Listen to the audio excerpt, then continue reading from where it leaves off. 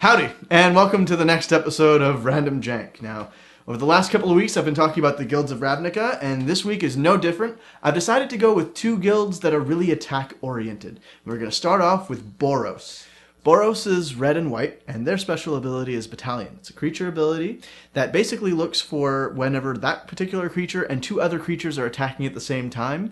The creature with Battalion is going to have a special ability. Now, it could be something very basic like Boros Elite, which just gives itself +2/+2, or it could be something even bigger like Frontline Medic, which gives all attacking creatures indestructibility until the end of the turn. Something very good considering with this particular guild you want to be attacking as often as possible.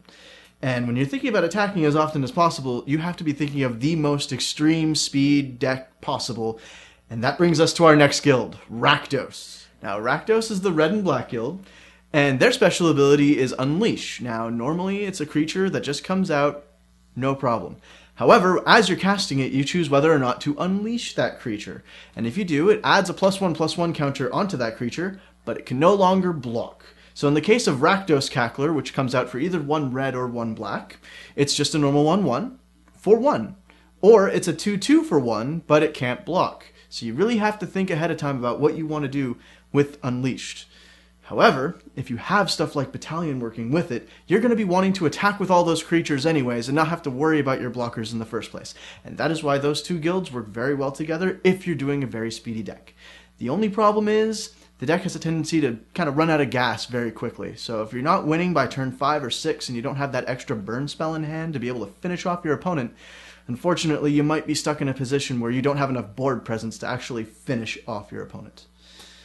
On the other hand, that is it for me today. If you have any questions or comments, or if you know how these cards interact better than I could, please leave a comment, share this video with your friends, and I'll see you next week with the next two guilds.